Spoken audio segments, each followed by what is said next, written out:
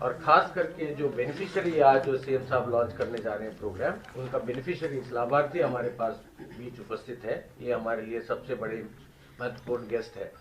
आज एक financial inclusion का जो देश में इतिहास में एक नया आयाम, एक न्यू माइलस्टोन शुरू होने वाला है, जो माननीय मुख्यमंत्री महोदय के दार्शनिक योजना के वजह से जो सोशल सिक्योरिटी नेट का स्प्रेड आउटरीच ज़्यादा से ज़्यादा लोगों को बढ़ाने के लिए माननीय मुख्यमंत्री महोदय ने एक रूपकल्पना की है, एक नया योजना का, जिसमें प्रीमियम्स दे के ज़्यादा से ज़्यादा as wide as possible social security net देने का माननीय मुख्यमंत्री महोदय का एक सोच है, दूरगामी सोच है।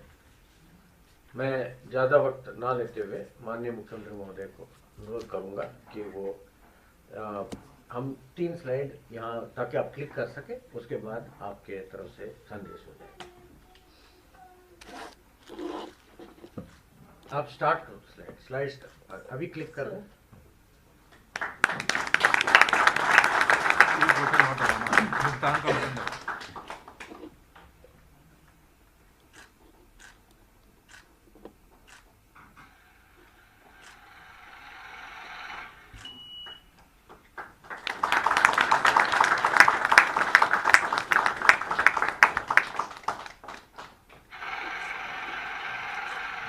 सर वो जीवन ज्योति बीमा का था, ये SBY का है, सुरक्षा बीमा योजना, सुरक्षा बीमा, और फिर ये किसान मानधन का सर।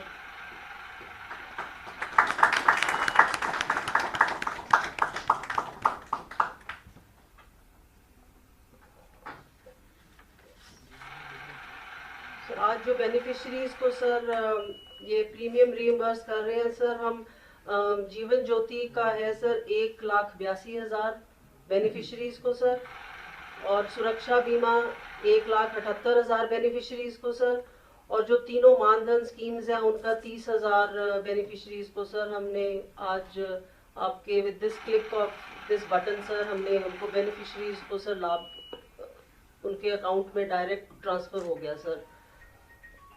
तो हमारे पास सर HDFC बैंक के रिप्रेजेंटेटिव्स भी आए हुए हैं सर, और बाकी ऑफिसर्स हैं सर, सारे बैंक्स के सीनियर ऑफिसर्स यहाँ प्रेजेंट हैं, सारे सर, जिनका जो पब्लिक सेक्टर बैंक्स भी, प्राइवेट सेक्टर बैंक्स, PNB से भी आए हैं सर, SLBC से भी आए हुए हैं। Yes sir. और सर हमने कुछ बेनिफिशरीज को भी बुलाया हुआ है सर, जिनको हम आपके हाथ से आज सर्टिफिकेट्स दिलवाना चाहेंगे सर। Thank you. मैं माननीय मुख्यमंत्री महोदय से अनुरोध करूंगा कि वो अपने संदेश और इस योजना का जो उनके पीछे उनका जो सोच था उस बारे में हम सबको बताएं और उजागर करें।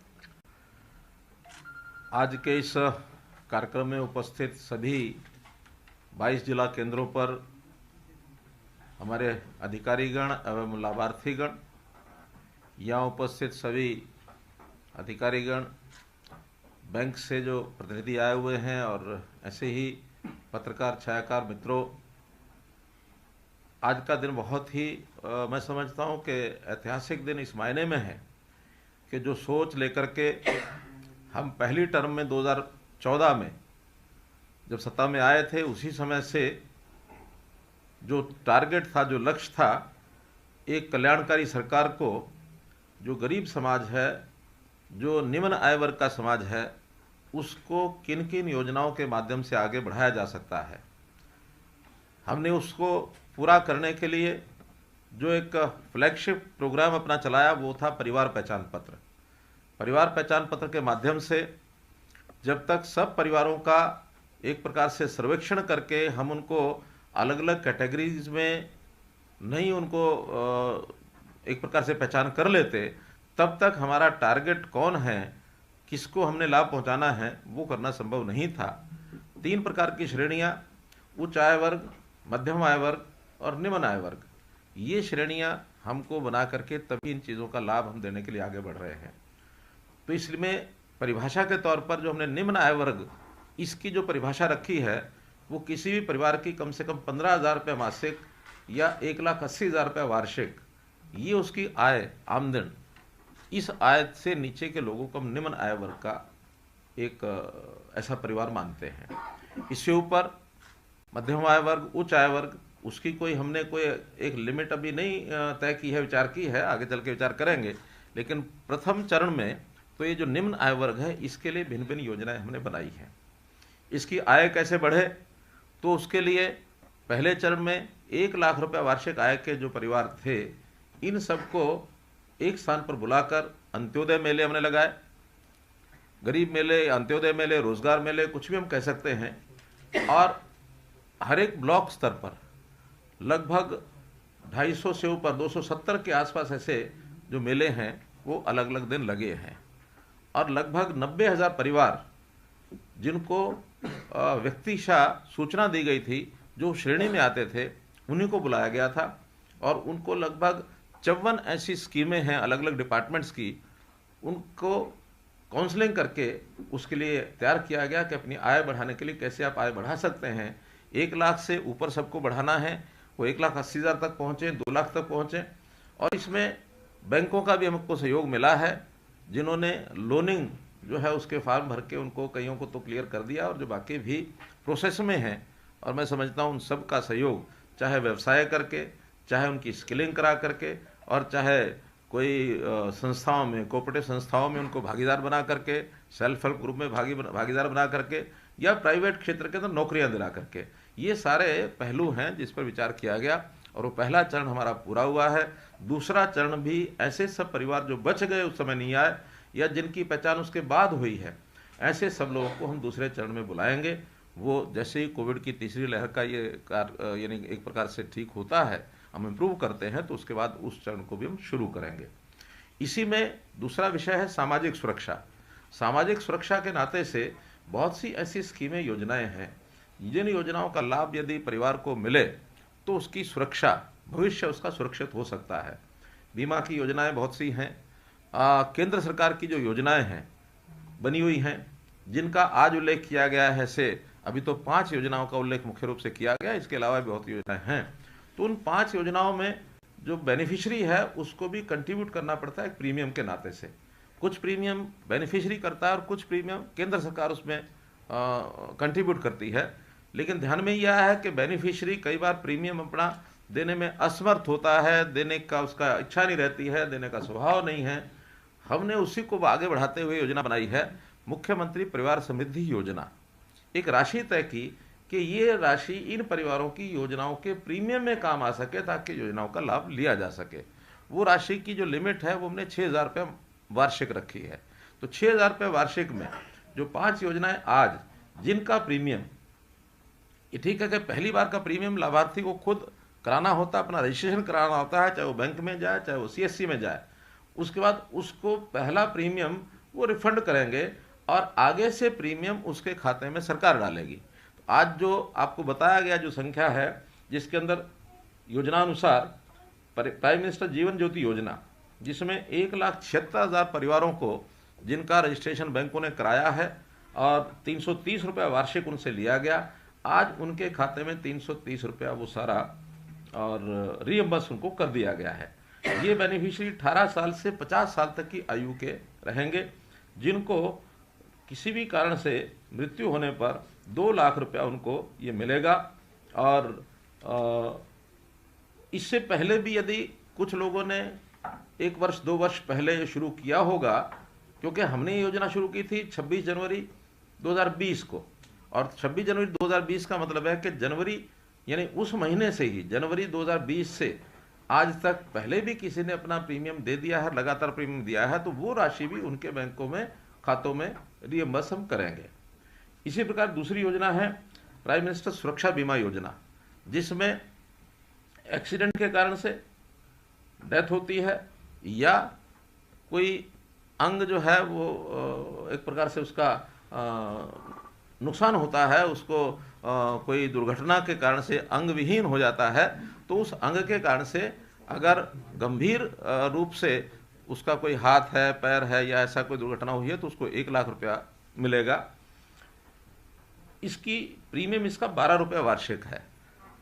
12 रुपया बेनिफिशियरी देता है, 12 रुपया केंद्र सरकार देती है।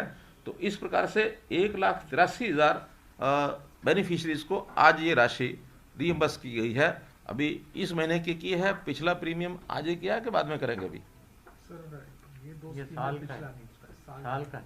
अच्छा, एक ही साल का है। पूरा इन साल दो का स्कीमों में क्योंकि ये वार्षिक है, इसलिए वर्ष के बाद से दोबारा से उनको उसमें आना पड़ता है और फिर अगला प्रीमियम उनको देना पड़ता है। लेकिन एक बार रजिस्ट्रेशन वो स्वयं कराएगा बैंक के माध्यम से, आगे हर बार रजिस्ट्रेशन कराने की जरूरत नहीं है। रजिस्ट्रेशन का जो आंकड़ा हमारे पास जो नाम अकाउंट्स हैं उसमें अपने आप ही सरकार के द्वारा वो पैसा डाला जाएगा और उसका रिन्यूअल अपने आप हो जाएगा।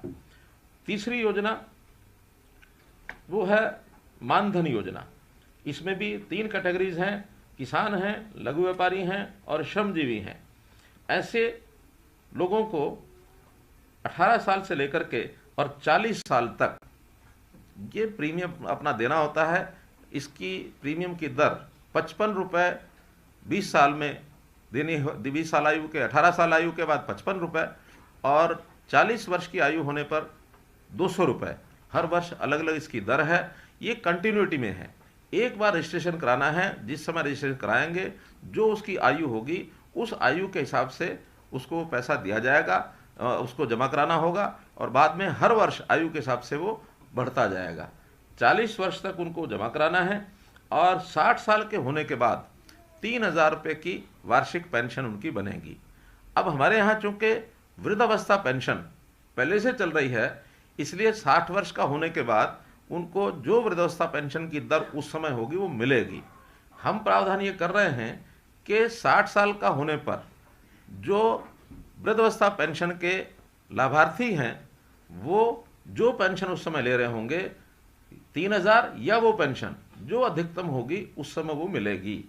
क्योंकि इस 3,000 में तो अभी निश्चित है, हो सकता है नई योजना में ये 3,000 से ज़्यादा की भी कोई नई योजना बन सकती है, लेकिन आज 60 साल होने पर 3,000 या जो हरियाणा सरकार की अधिकतम पेंशन है वो मिलेगी। और इसमें एक लाभ इस 3,000 का और जोड़ा जा रहा है, जो पहले से जोड़ा हुआ है, कि अगर 60 साल का होने से पहले कोई व्यक्ति इसमें से एग्जिट करना चाहता है तो एज पर पॉलिसी जो एग्जिट के नियम है वो एग्जिट भी कर सकता है। उस समय उसको जो राशि जमा कराई गई है वो पॉलिसी के हिसाब से वो भी वापस उसको मिल सकती है। आज इस पॉलिसी में एंटर होने के बाद ये लाभ भी व्यक्ति को कभी इमरजेंसी में लेना हो तो मिल सकता है। इस प्रकार से इन तीनों योजनाओं के लिए 30,600 लाभार्थियों को आज राशि जो उनकी है वो रीइंबर्स की गई है, क्योंकि ये CSC के माध्यम से इनका रजिस्ट्रेशन होता है और ये लगातार चलने वाली है। जिन्होंने पहले 2 साल में अगर रजिस्ट्रेशन कराया होगा तो उनके पिछले वर्षों की जो राशि है वो भी मिलेगी।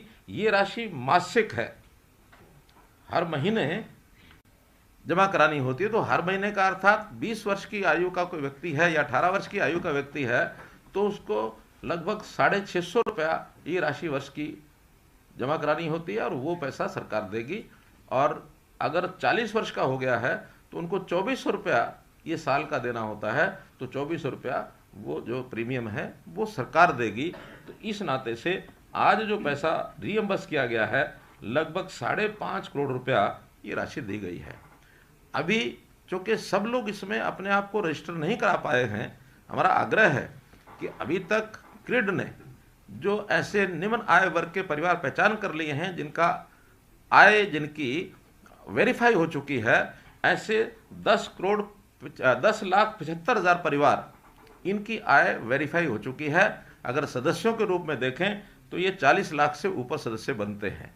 तो इस नाते से ये सब जब भी रजिस्ट्रेशन कराएंगे इसके लिए हमारे डिपार्टमेंट्स, वैसे तो बैंकों की जो 2 योजनाएं हैं उसमें बैंकों को नाम दिए गए हैं कि कौन ये 43 लाख सदस्य होंगे, उनके माध्यम से, उनके अकाउंट के माध्यम से उनका फार्म भरा जाएगा। और बाकी जो योजनाएं हैं, चाहे वो किसान मानधन योजना है, लघु व्यापारी मानधन योजना है या श्रमजीवी मानधन योजना है, इसके लिए हमारे विभाग के लोग वो उन सब लोगों को यानी परामर्श देंगे, उनको संपर्क करेंगे और उनको CSC पर जाकर के वो अपने फार्म को भरें और पहली बार का प्रीमियम वो वहाँ जमा करा दें। जैसा जैसा जिस महीने में जमा होता जाएगा उसी महीने के हिसाब से उनकी रीइंबर्समेंट बैंकों में होती चली जाएगी या उनके अकाउंट में सीधी होती चली जाएगी, ताकि इस योजना के लिए वो योग्य यानी एलिजिबल बन पाए, ऐसा ये भी कार्यक्रम हमको ध्यान रखना चाहिए। और इसके साथ जिन योजनाओं का प्रीमियम इस 6,000 में दिया जा सकता है, यदि इन 5 योजनाओं का लाभ लेने के बाद कुछ पैसा 6,000 रुपये में से बचता है, तो जैसे किसान फसल बीमा योजना है, कृषि प्रधानमंत्री फसल बीमा योजना, उसका प्रीमियम है वो भी इसमें से भरा जा सकता है। अथवा अन्य सरकारी योजनाएं, चाहे केंद्र सरकार की हो या प्रदेश सरकार की हो, जो ऑप्शन बेनिफिशियरी देगा उस बेनिफिशियरी के हिसाब से इस 6,000 का वो उपयोग कर सकते हैं। ये एक सूचना आपको उसमें से दी जा रही है। तो इसलिए आज के इस कार्यक्रम के माध्यम से जो भी लाभार्थी हुए हैं, ऐसा कुल अगर लाभार्थी अलग अलग योजना के हिसाब से देखा जाए तो ये लगभग 4 लाख ऐसे बेनिफिशियरी बनते हैं। अगर इसमें कॉमन बेनिफिशियरी भी निकालेंगे तो और 1 लाख कम भी कर लें तो भी 3 लाख ज़रूर बनेंगे। तो 3 लाख से 4 लाख लोग हरियाणा के आज इनको बेनिफिट मिला है।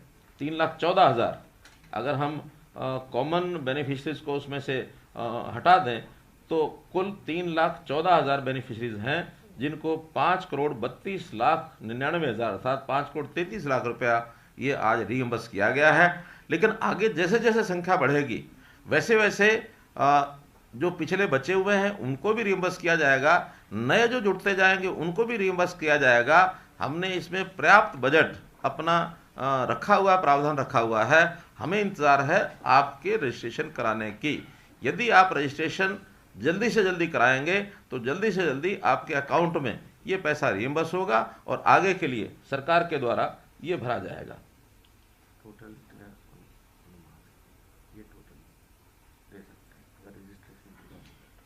ठीक है, वो तो बहुत बड़ी अमाउंट है। हमारे सेक्रेटरी फाइनेंस बता रहे हैं कि पैसे की कमी नहीं है। आप अपने अपने क्षेत्रों में जो आज बेनिफिशरीज हैं वो भी, हमारे जो अधिकारी हैं वो भी, और मीडिया के माध्यम से जिनको भी हम अपनी सूचना पहुंचा सकते हैं हम पहुंचा रहे हैं। वो सब लोग हरियाणा के, जो मैंने बताया कि अभी 43 लाख सदस्य ऐसे हैं जिसमें से आज मात्र 3.5 लाख लोगों को ही ये बेनिफिट मिल रहा है। तो ऐसे सब लोग जल्दी से जल्दी कराएं। हम चाहेंगे कि 31 मार्च इस वर्ष सब लोग अपना अपना रजिस्ट्रेशन इसमें करा सकें ताकि उनको ये लाभ दिया जा सके। तो मित्रों, भाइयों बहनों, इस कल्याणकारी सरकार का आज ये पहला कार्यक्रम इतने लाख लोगों को हम लोग जो दे रहे हैं, इसका लाभ हम लोग उठाएं। हम आगे चल करके जैसे आयुष्मान भारत, इस स्कीम में भी अभी तक जो भी 15.5 लाख परिवार इसमें लाभान्वित हुए हैं वो SECC data, socio economic caste census, इस आधार पर जो डाटा था उन्हीं परिवारों को उसमें जोड़ा गया है। लेकिन आगे जो परिवार उसमें नहीं जुड़े हैं और 1,80,000 रुपये वार्षिक की आय से कम के परिवार और भी हैं, उनको भी हम अपनी ओर से जोड़ेंगे और उसका जो प्रीमियम होगा वो हरियाणा सरकार भरेगी, क्योंकि पहले SEC डाटा का जो प्रीमियम है वो केंद्र सरकार देती है। बाकी इसका जितनी भी संख्या है वो सब का सब हरियाणा सरकार इसमें प्रावधान करेगी और इसमें जोड़ेगी। कुछ कैटेगरीज इसके अतिरिक्त भी हमने, चाहे वो आय उसकी 1,80,000 से ऊपर भी होगी, लेकिन कुछ कैटेगरीज को उसमें शामिल किया गया है। चाहे उसमें हमारी आंगनवाड़ी वर्कर्स हैं, चाहे हमारी आशा वर्कर्स हैं, अथवा हमारे नंबरदार हैं, अथवा हमारे पत्रकार बंधु हैं, ऐसे सब लोगों को उसमें जोड़ा गया है। तो वो लोग भी इसमें लाभ प्राप्त कर सकेंगे। आज के इस अवसर पर आप सबको बहुत बहुत बधाई, बहुत बहुत धन्यवाद।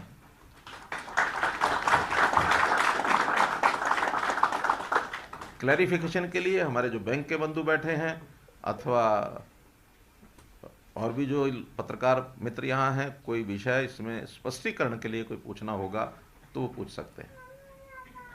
ये आप इजाजत है, ये क्योंकि हमने आज माननीय मुख्यमंत्री महोदय के हाथों से ये प्रीमियम का भुगतान करवाया, अगर किसी लाभार्थी का को क्लेम बनता है, अनफॉर्चुनेटली क्योंकि ये लाइफ इंश्योरेंस का क्लेम है, क्लेम्स को प्रोसेस बैंक्स त्वरित गति से करें, शीघ्र गति से करें। अगर कोई फैमिली को आपदा आती है तो हम इमीडिएटली इस स्कीम का फायदा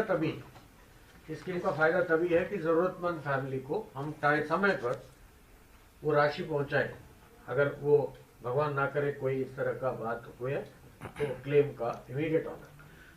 सभी बेनिफिशरीज को, चाहे वो किसी भी स्कीम के हैं, इनको बैंक की ओर से अथवा सरकार की ओर से जो स्कीम में जैसा भी योजना हमारी है उसके अनुसार से एक पत्र, एक सर्टिफिकेट न कहें उसको, लेकिन एक एक्नॉलेजमेंट लेटर ही कहें, वो ज़रूर मिलेगा, ताकि जिस योजना का लाभ आपको मिला है या जिसको आप ले सकते हैं जब भी आवश्यकता पड़ने पर, तो एक्नॉलेजमेंट लेटर को संभाल के रखें। वो जिसकी भी उसमें ऑथराइज्ड जो व्यक्ति होगा वो उसका लाभ लेने के लिए उस लेटर का उपयोग करेगा।